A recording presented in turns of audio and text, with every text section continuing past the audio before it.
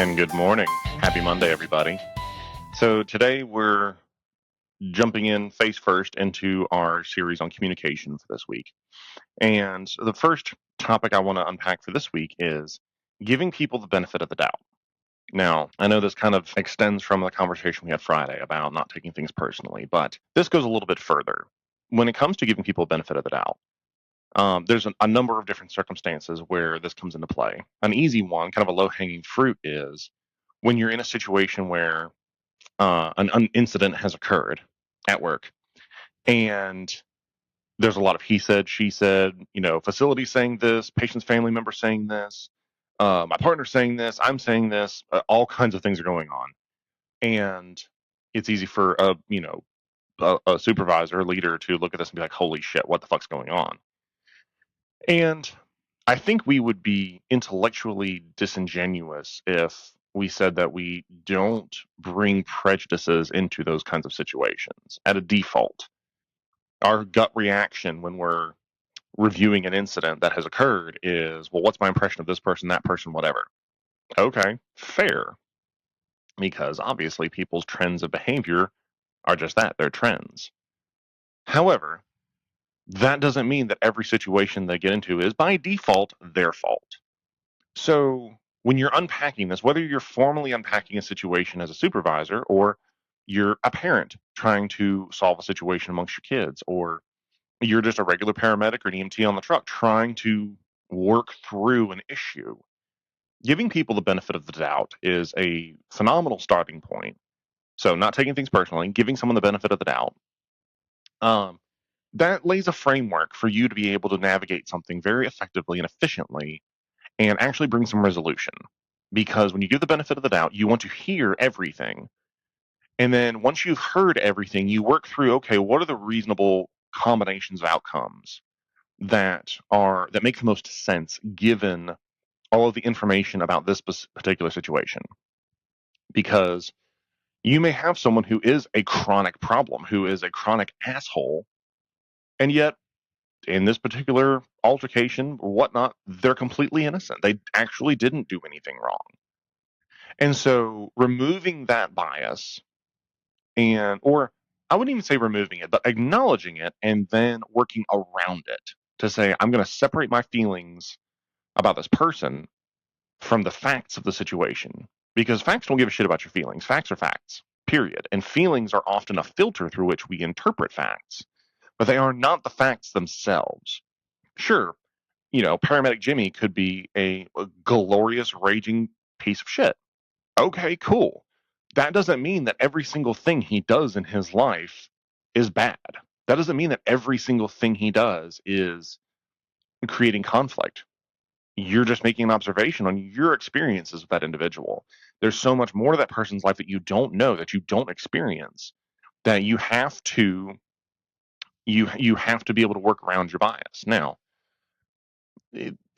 again, there's a lot of nuance to this, because clearly, if the particular incident is a mirror of many other incidents that this person has been at fault for, then okay, there's a good possibility that they're at fault. And that's a reasonable data point. That's a reasonable assumption that still needs to be verified. You can trust but verify. So your gut may be completely right, but you still have to properly vet it, because your gut is not always right. Your gut doesn't always know all the information. It's not always fair. So when you're trying to give someone the benefit of the doubt, an easy first step to that is, well, what would have happened if I was in their shoes? That's an easy first step. Would I have done anything different? Okay, maybe not. Is that subjective? Yes, but it's still a relevant question. It provides some perspective to the situation, because if you wouldn't have done anything different, how can you beat someone over the head for doing something that you would have done yourself? Now, that doesn't mean that they behaved correctly, and it doesn't mean that you don't need to exercise some disciplinary action on it. But you need to temper with perspective. So, that's kind of one piece of it, is put yourself in their shoes. Secondly, what are the alternatives for how a situation could have been handled? Was there an option for a better way? Because sometimes there's not.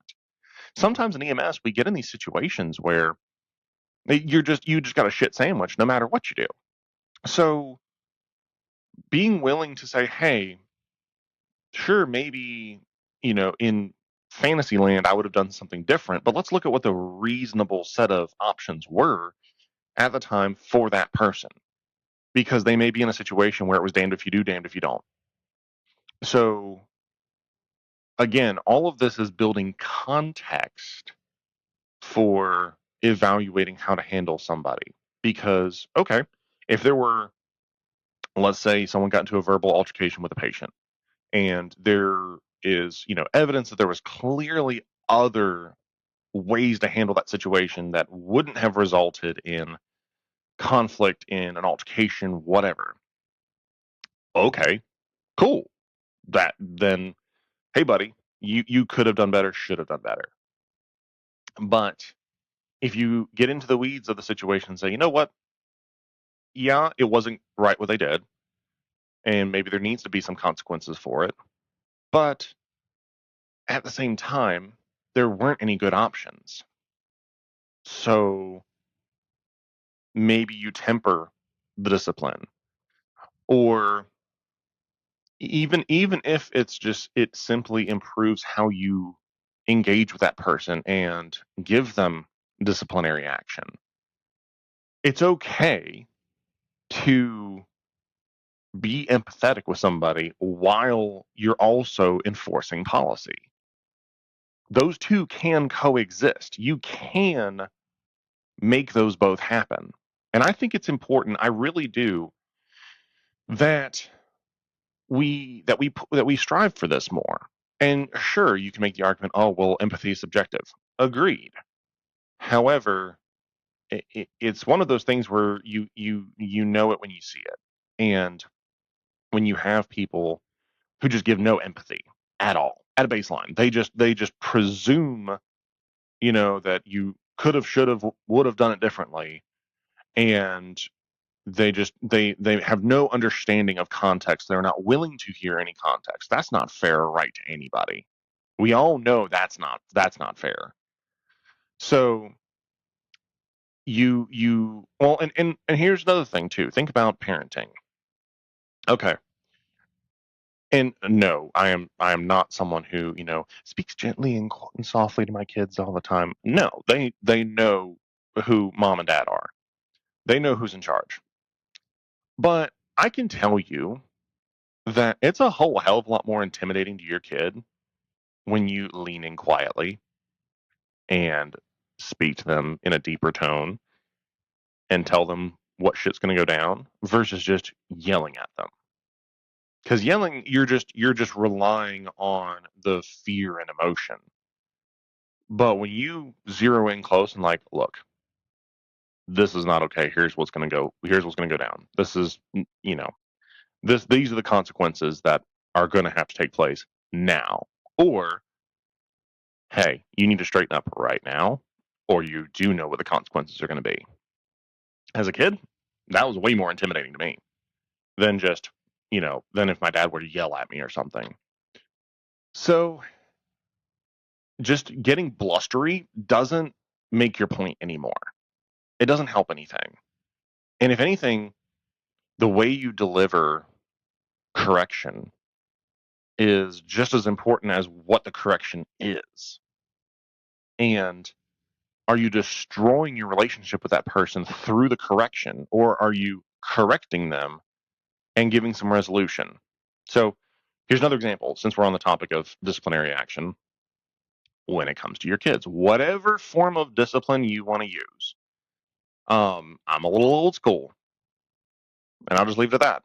But whatever form of discipline you use, it's not right to discipline your kid and then still stay pissed at them, still stay mad at them, still stay whatever your emotional state is, and drag it out, because all they're going to feel is, well, I got disciplined because mom or dad is mad at me, and they're still mad at me, so I don't know what to do. Whereas what I do is whatever the form discipline takes. There's a very somber conversation up front about why this is a problem, why this is needing to happen. And then after the fact, there's a certain amount of reconciliation of, hey, in the case of my kids, I don't recommend that you say this, as a supervisor. Hey, I love you. It's done. Here's what we're going to do moving forward. Sound good? Cool. And then you move on and treat them as it's fully resolved. When you do that, you actually build some emotional stability for your kids, and you actually improve your relationship with them a good bit. Same is true in a team and managing a team in an organization. Your disciplinary action needs to be consistent, definitive, and it needs to have an end point. There needs to be okay, this is done, and we're going to move forward unless your actions in the moving forward prove otherwise. So, and people are like, oh, well, it's not my responsibility to have a relationship with everybody. But it kind of is. If you look at how the workplace culture is developing, not just in EMS, but across multiple industries, there is a bigger push for a level of relational engagement with people, not to blunt the effects of discipline, but it actually encourages loyalty, productivity, retention, everything. The way you positively treat people and the kind of relationship you build with them is incredibly impactful. That doesn't mean that you're going out hanging out on the weekends with everybody and fucking around doing whatever. It just means you build a positive relationship with your people. And so when you do that, they trust you. They want to engage with you more. They're much more inclined to be honest if they know that they're going to get treated fairly and not just bitched at for no fucking reason. And nobody expects that, oh, well, you should always take the side of your people. No, I don't respect a supervisor that does that. I don't respect a supervisor that, you know, they defend their people without question, and any objection they don't want to hear it. No. No. That's not how this works. So people respect leadership that actually treats people fairly and engages with them fairly, doesn't hold shit over them all the time, and leadership that sets them up for success. Because that's what it should be. Even if someone messes up, even if someone fucks up, you should give them, until they prove you wrong, you should give them some benefit of the doubt. Say, hey, let's turn this into a learning opportunity. I'm going to assume that you want to learn, you want to improve, because you want to stay employed, you want to keep getting a paycheck. So let's turn this into a situation where we can learn from it and build some loyalty and trust with you. There's a lot of organizations, I've listened to a lot of people who are higher level CEOs talking about this topic, and they will all said that the people that they trust the most are the ones who have made a mistake, a big expensive mistake, and learned from it and adjusted their actions and attitudes accordingly, than the person that never makes a mistake. Because that person that made that huge mistake and you treated them fairly and gave them a chance to save face, save their reputation, that person's going to be much more loyal to you, much more willing to engage with you if they're treated that way.